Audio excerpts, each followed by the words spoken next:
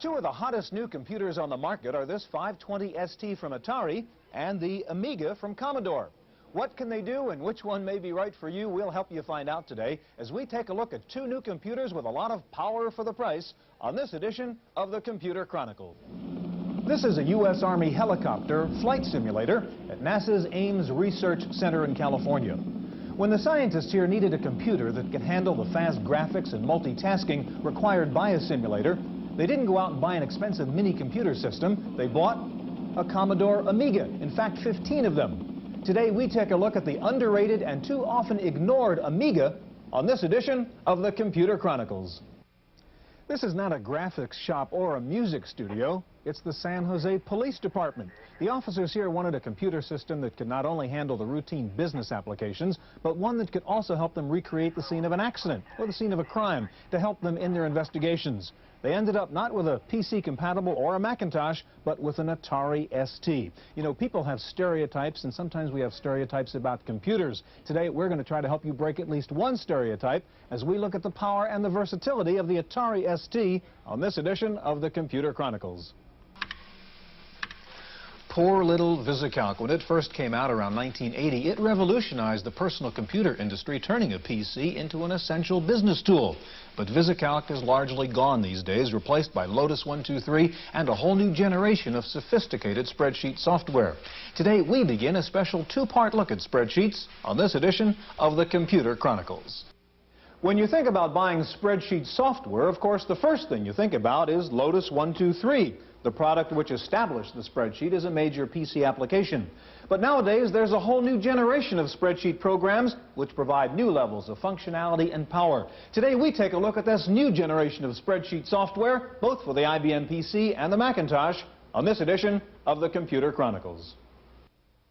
Let's say you're George Morrow and you have a collection of over 70,000 78 RPM records, and somebody says to you, what do you have by Hoagie Carmichael from the year 1930? Well, either you need another room this size full of 3x5 cards in about a week, or a personal computer, a database manager, and you get the answer in seconds. 6, Stewart. Which one do you want?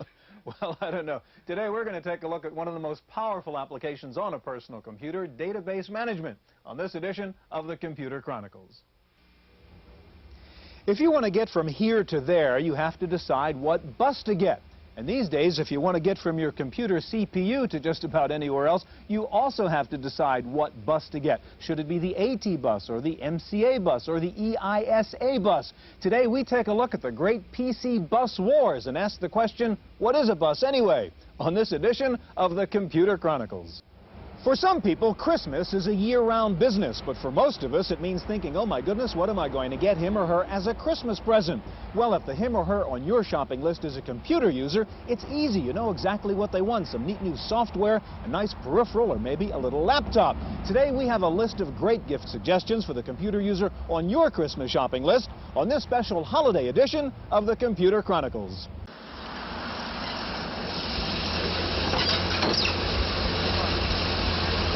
Where to, mister? Let me check. 1700 West Hillsdale Boulevard. It's pretty hard to turn a business trip into a pleasure trip, but you can make it more productive. With a portable computer, I can check my appointments, work on a script, ship it via modem, even agonize over the show's budget. How good are these portable computers? We'll find out next on the Computer Chronicles. This is a commercial graphics shop, but it's hard to find any drawing tables, T-squares, pens, or pencils here. What you do find instead are all these computers and graphics software. For increasingly, commercial artists are trading in their manual tools for mice, keyboards, and paint boxes. Today, we take a look at business graphics computer style on this edition of the Computer Chronicles.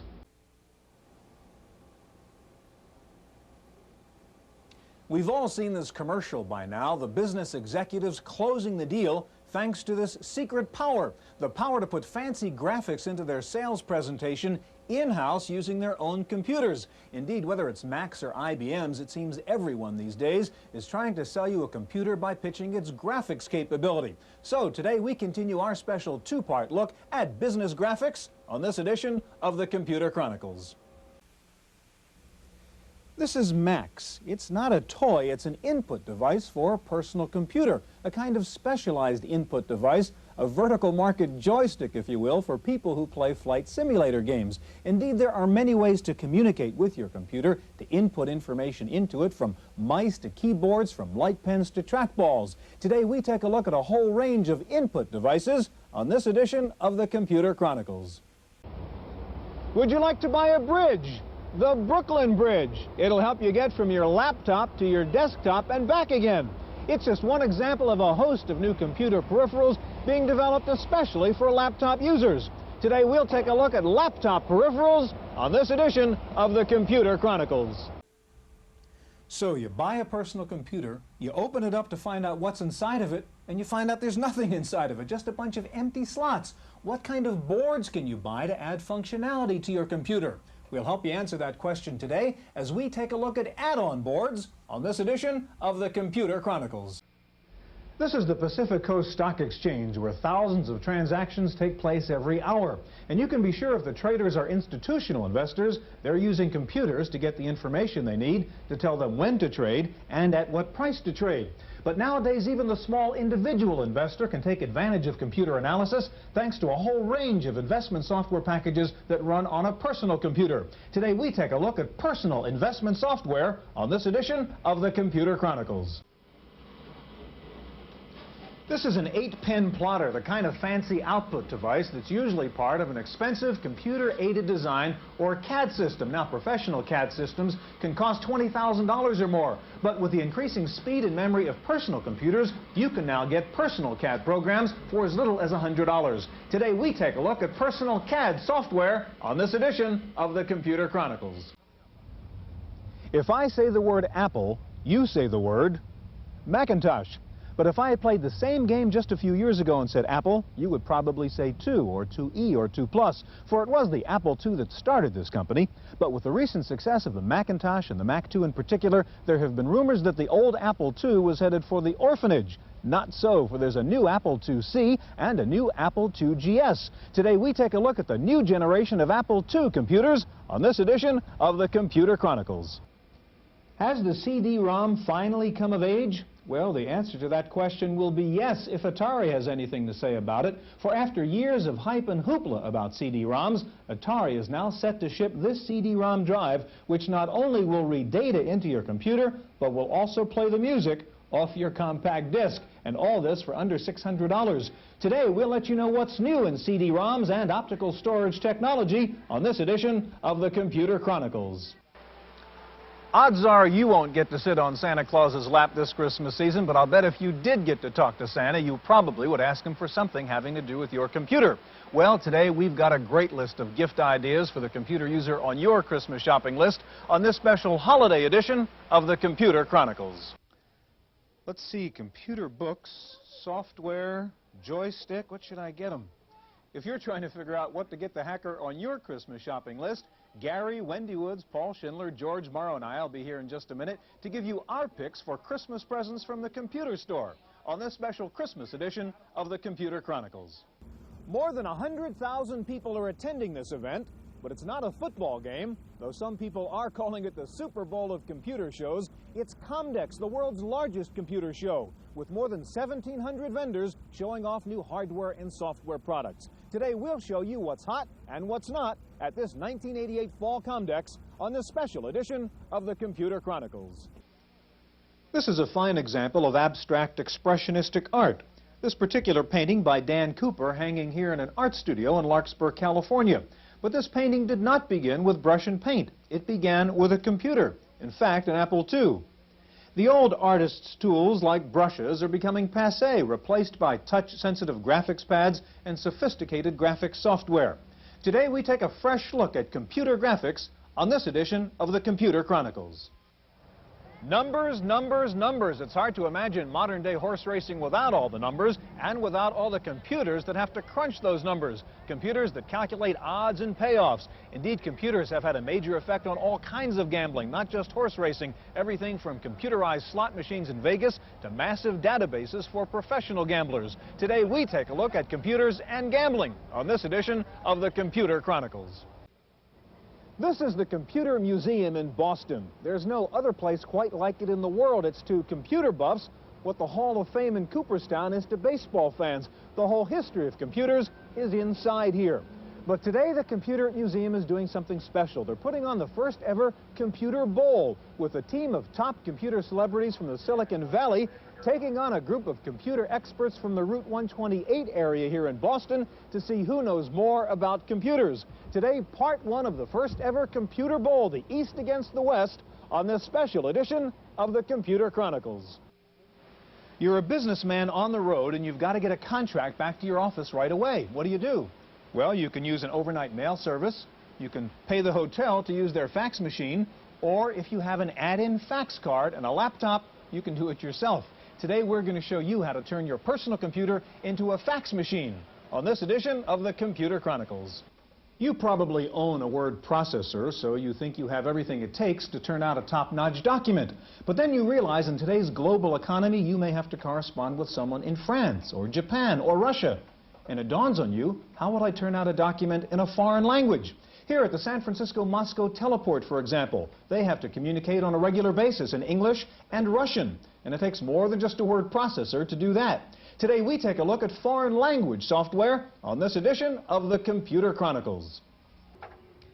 We know that software companies beta test their serious business programs, but what about game software? How do they work the bugs out of those? Well, in rooms just like this one, here at PBI Software in Foster City, California, where designers and testers bang away at keyboards, joysticks, and mice to make sure the games work just right. Indeed, the R&D that goes into game design is often just as complicated as the work that goes into a serious business program. Today, we continue our two-part look at game software on this edition of the Computer Chronicles.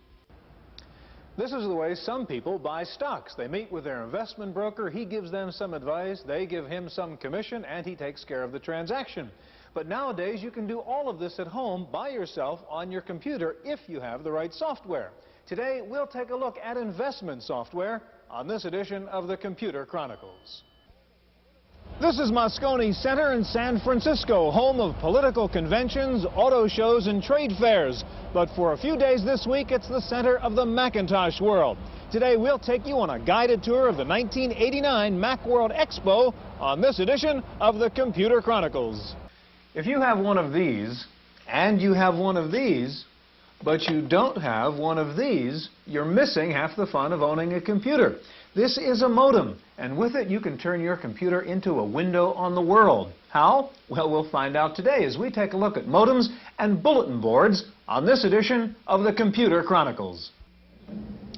I used to think PIMS was just a drink from England, but that word has taken on a whole new meaning in the computer field. PIMS with one M, P-I-M-S, is an acronym for Personal Information Management Software. It's a whole new category of software that's generating lots of excitement. Things like Agenda from Lotus and Grandview from Symantec. Today we take a look at PIMS. No, not this kind. Personal Information Management Software on this edition of the Computer Chronicles. My plane doesn't leave for another hour, but what? Me worry? I have a laptop portable with me. 640K, 2 disk drives, lots of powerful software. I can get an hour's worth of work done while I'm waiting. Indeed, laptop portables are finally making a dent in the PC marketplace this year. Today, we're going to take a look at the new generation of laptop portables on this edition of the Computer Chronicles. So you're managing this big building project. Well, the plumbers can't start until the electricians are finished. They can't start until the tile men come. They can't start until the tiles arrive. Your salespeople can't get going until the financing is in place, and that can't happen until the building inspector is done. How do you manage this mess? Ta-dum! Project management software. You don't have to be a big building contractor to take advantage of project management software, as we'll find out today in this edition of the Computer Chronicles. This is the world's largest television set, 14 stories high. It's on display here at Japan's high-tech Expo 85 outside Tokyo. It's made by Sony, a Japanese manufacturer. Indeed, the Japanese have dominated the world market in television, stereos, VCRs, and cameras. But what about computers? What happened to the so-called Japanese threat there? Today, we take a big look at Japanese computer technology on this edition of the Computer Chronicles. Let's see, an IBM PC system for $1089, an Apple IIe Pro system for $995. These are not clones I'm looking at, these are used computers. With more and more people buying second computers and upgrading to better computers, there's a growing market for used computers. You can certainly save money buying a used computer, but how risky is it? That's what we'll find out today as we take a look at second-hand computers on this edition of the Computer Chronicles. In the heyday of the Silicon Valley, they were even naming streets after this business, like Semiconductor Drive here in Sunnyvale. But of course, the heyday is over. And as fewer people buy computers and fewer computer companies buy chips, the slowdown spreads. What is the future of the high-tech business? We'll find out today as we continue our look at the slowdown in the Silicon Valley on this edition of the Computer Chronicles. In the olden days, a pirate looked like this, and he stole treasure, jewelry, gold and silver. But nowadays, a pirate doesn't need a black eye patch, a sword, or even a wooden leg. All you need is a floppy disk and maybe a little ingenuity. We'll take a look at software piracy coming up on the Computer Chronicles. This is where you may end up on the night of April 15th, dropping off your income tax returns at the post office to beat the midnight deadline. Doing your income taxes is always a pain in the neck, but it can be a lot easier if you have a personal computer. Today, we'll take a look at some of the top-rated tax preparation software packages on this edition of the Computer Chronicles. This is an orphan named Lisa. Lisa was a big flop as a computer, but the look and feel of Lisa survived. The icons, the graphic interface, the pull-down menus, and the mouse input were all modified to become an integral part of the Macintosh. And now the Macintosh has been modified in the new Mac SE and the new Mac 2. Today we take a look at the new generation of Macintosh computers on this edition of the Computer Chronicles. Let's see, I know that part is here somewhere. If you've got shelves full of boxes with different items in each box, you'd better have a system for finding the item you're looking for. And if you have a hard disk drive with 40 megabytes or more of information on it, you better have a system for finding the file you're looking for. Today we take a look at hard disk management, problems, preventatives, and cures on this edition of the Computer Chronicles. These are the offices of Frame Technology in San Jose, California. They have Macintosh computers here, Sun workstations, PC compatibles, but the common thread that ties all their systems together is Unix. All of a sudden, Unix is hot. That nasty old operating system that used to be considered too difficult for most people to use is slowly emerging as an operating system of choice as users discover its power and as vendors start to peddle it under a friendlier user interface. Today, we take a look at the rebirth of Unix on this edition of the Computer Chronicles. When you're looking for a biological virus, you use a microscope or some other laboratory device to try and identify the virus. But when you're looking for a computer virus, it's even more difficult because you can't see it at all. It's hidden in some piece of software or perhaps already buried in your operating system. Today we take a look at computer viruses, their cure and prevention on this edition of the Computer Chronicles. Wouldn't it be nice if you could have Mrs. Fox, the English teacher, with you all the time so that when you're at your desk writing a memo or a letter or presentation, she could tell you if it was correct? Or is it if it were correct? A word processor can help you type better, but to write better, you need a different kind of software. Today, we take a look at writing style software on this edition of the Computer Chronicles.